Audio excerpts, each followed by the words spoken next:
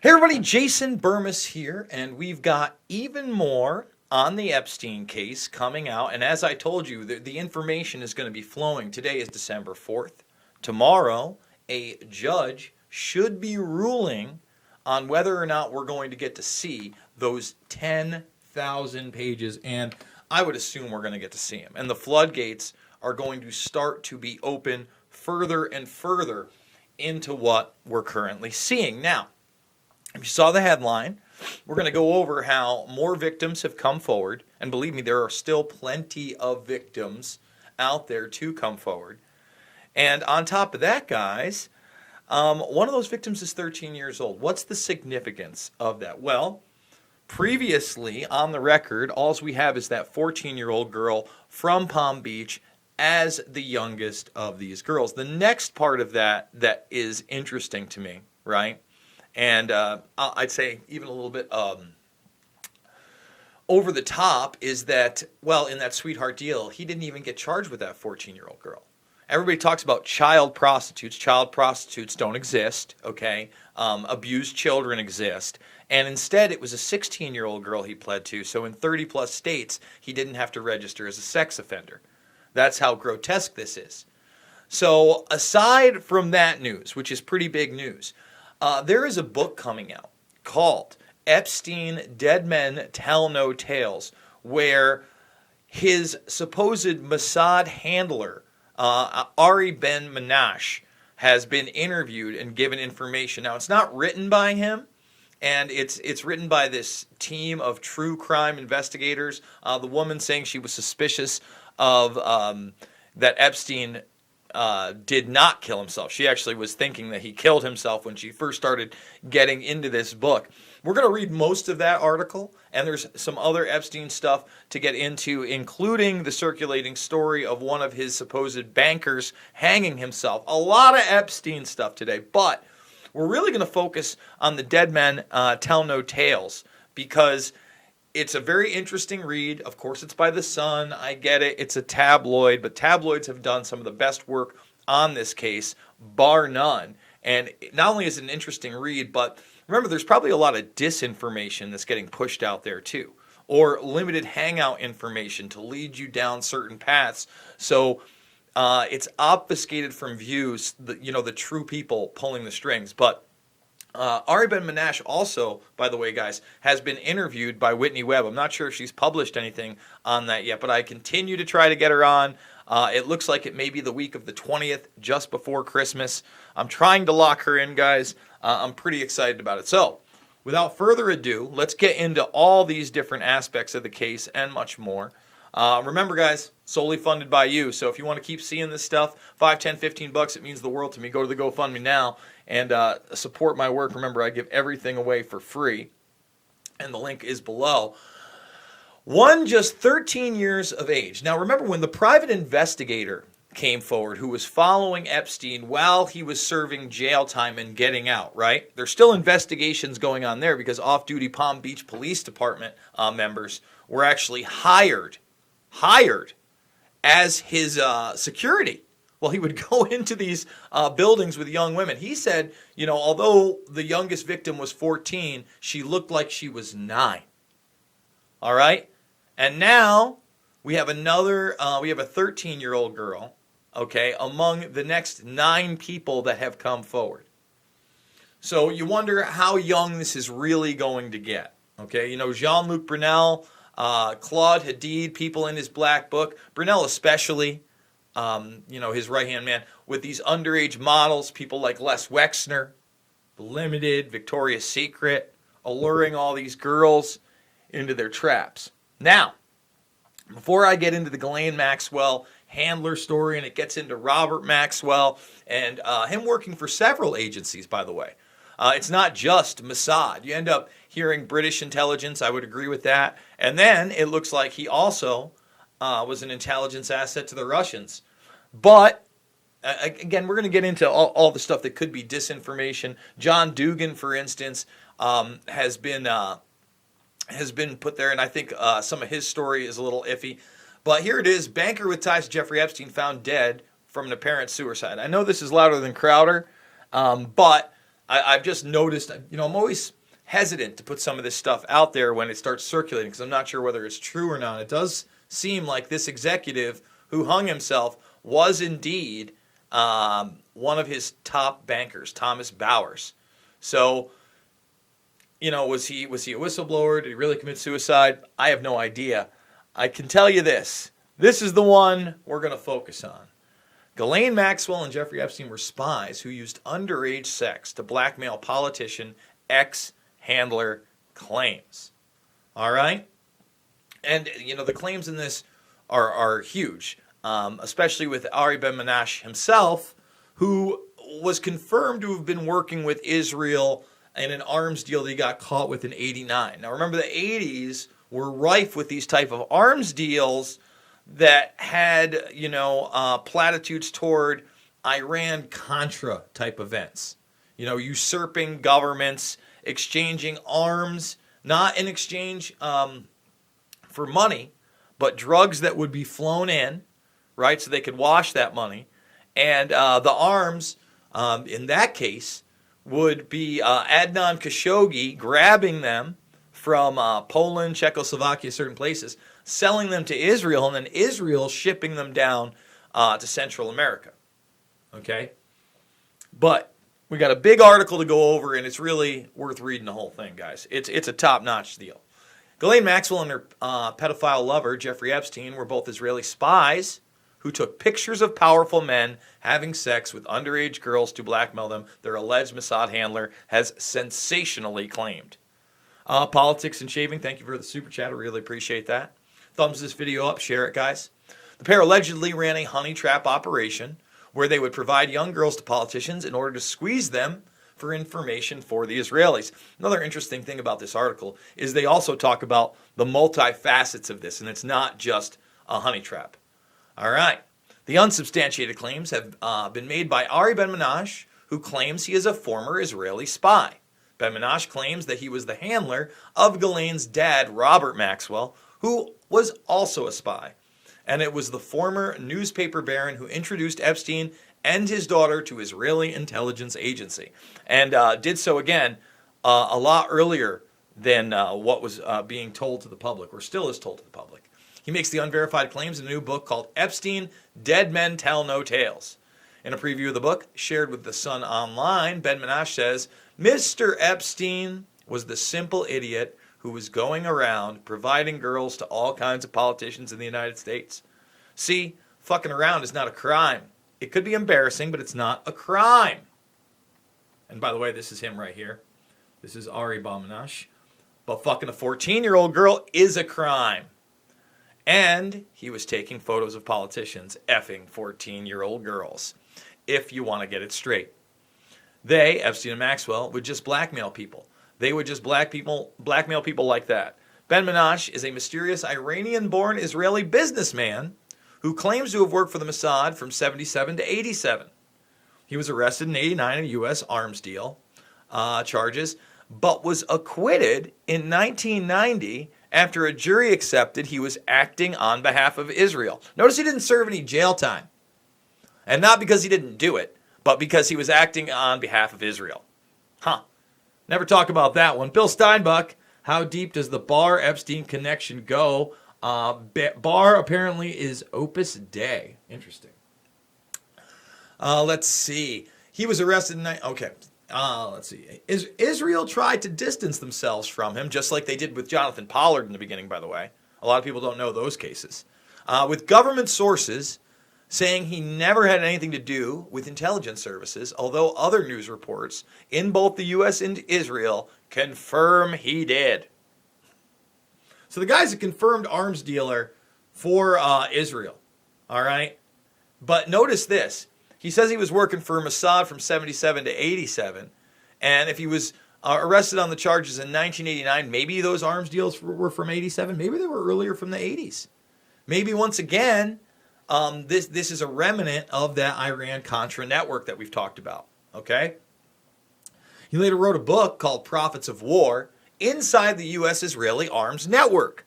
And in the early 1990s, claimed that Robert Maxwell, Ghislaine's dad, worked for Mossad. And remember, he's far from the only person that did this. There are books out there called Maxwell, Israeli Super Spy. Seymour Hersh has weighed in and said he worked with the Mossad. So it's out there. The new book takes this further and claims Maxwell may have worked for other governments too, as a double or triple agent. Now, this is another aspect of this I've talked about a lot. I totally see this. Ben Menashe claims that despite reports Epstein and Ghislaine Maxwell met in their early 90s in New York, they actually met much earlier through the socialite's father. He claims that Robert Maxwell introduced Epstein to the Mossad, and then Ghislaine got involved later.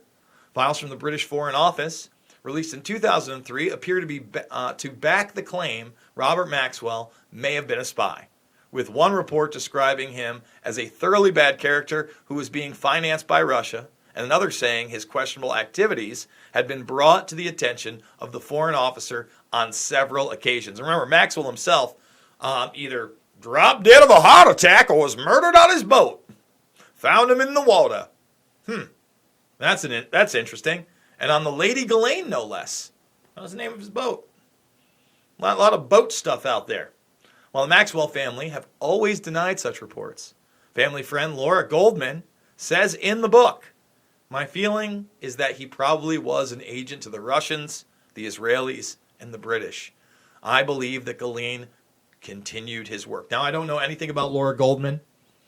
And before today, I knew very little and still do about Ari Ben Menashe. And again, I'm always out there saying, you got to watch out. Not everything's true, but this is really an interesting article. Obviously, Dead Men Tell No Tales will be a book I need to read and possibly interview the authors. It is not known whether Maxwell and Epstein gathered any intelligence about pal Prince Andrew in their alleged espionage work, although the book suggests the royal was a target. He's an arms dealer. He was Prince Andrew's an arms dealer. We're talking about arms dealing here. Do you get it? Now, John Dougan, this is the one where I'm a little suspicious. I'm not saying that Dougan doesn't have real information as he was on the case in the beginning, but I don't know that these tapes have ever digitized, that he has this dead man switch that he claims set up through several different people in encrypted files, and that he hasn't watched the tapes. Not that I would encourage anybody to watch child pornography. Other than those in law enforcement doing it to, obviously identify these people. And what a job. That's got to be one of the most horrific jobs out there. I can't fathom it, okay? But at the same time, if you're there to save your ass, are you going to commit those crimes to try to expose also the predators, the evil, to put that stuff out there? That's a tough one, man. Because obviously somebody like me has the skills to go through and censor out the children and then put them up on a cloud server somewhere and let people know and just put it out there for everybody to see. And say, screw it, let's expose these people. Who cares if they go to jail or not? The court of public opinion is more important. And then people can perhaps use those tapes finally in a court of law on top of that and not have them thrown out. I don't know. But I don't know that he digitized them. Remember, Maria Farmer talks about that safe with tapes in them, physical tapes. And even to do something like that, by the way, even semi-legally, you'd have to leave the country. You'd have to leave the country. You'd have to set up shop somewhere. You'd have to have VPN access, all sorts of encryption, not to remain anonymous and then put that stuff out there. So anyway, John Dougan, a little suspect to me, I'm not going to lie. Again, parts of his story make sense. Parts of it don't. Who served as a deputy sheriff in Palm Beach, Florida at the time Epstein was in prison for the first slew of child offenses, said he was given access to Epstein's case file, including videotapes, in its entirety by Palm Beach police detective Joseph Ricari, who later died unexpectedly, aged 50, of some illness. It's just fast-acting illness, apparently. Covered that when it happened. Dougan managed to copy the tapes, encrypt them, and flee to Russia, where he now lives. Although he has not watched the encrypted files, he tells Epstein, Dead Men Tell No Tales, that he is certain they contain blackmail material involving wealthy people and that Prince Andrew was a target. Here's the thing. When you look at the Epstein case in particular, and you look at maybe the Finders case, way back when, right? When the local police put a lot of that information in and gave FBI the access to it, they never had access to it again. In fact, they denied it existed. So are we seeing the same thing with the physical tapes, and now he's telling a story to try to save his ass? It's a possibility. Do I think that Epstein was probably put up to getting some wealthy people to sleep with some underage women so those people could be blackmailed by Western intelligence agencies? Absolutely, I do. MI6 were concerned that Russia may have obtained compromising material on Prince Andrew, according to the Times report, although Dougan claims he has given no information to the Russians. Epstein was found dead in his New York prison cell on August 10th after allegedly committing suicide, while he faced charges for sex trafficking with minors. Now, this is the book, by the way. It's the cover. Dylan Howard, Melissa Cronin, and James Robertson. So I'm going to be looking into that. I'm probably going to have to read it. I wonder how long it's going to be. Melissa Cronlin, the book's author, believes that Epstein alleged intelligence links add weight to the theory that he did not kill himself, but was murdered. She also points to Epstein and Maxwell's links with prominent people from science and technology industries, and believes the pair not only ran a honeypot operation, but also an information gathering operation. As I've said, multifaceted operation. All right? Before I started the book, I was extremely skeptical of the murder theory, she told The Sun Online. I'm definitely not a conspiracy theorist by nature at all, but the more that we dug into this, there's just so much incontrovertible evidence about his work in the world of espionage, his work with Mossad, and it all comes together to make a really compelling argument for the fact that he was murdered. So again, espionage, Mossad, intelligence networks. Very interesting stuff. I think one thing that is interesting and important to say is that Epstein wasn't necessarily a spy in the traditional sense. He wasn't particularly loyal to Israel per se. He was a collector of information.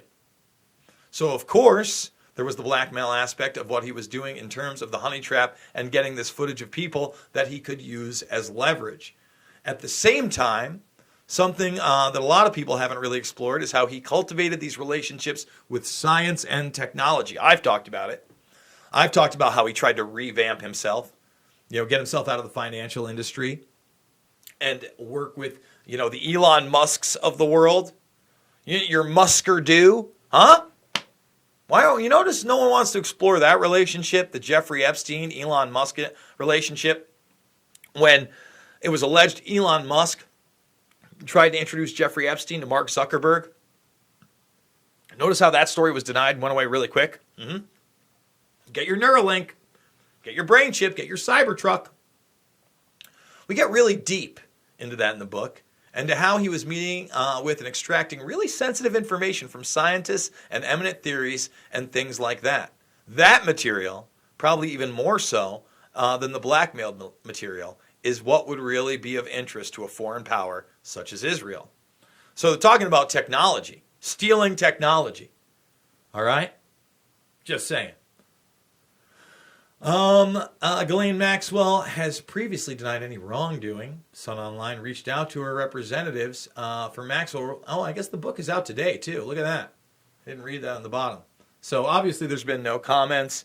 Let's go through the rest of the stuff. But Ari Ben-Menashe, once again, has been interviewed by Whitney Webb. I'm really interested in that.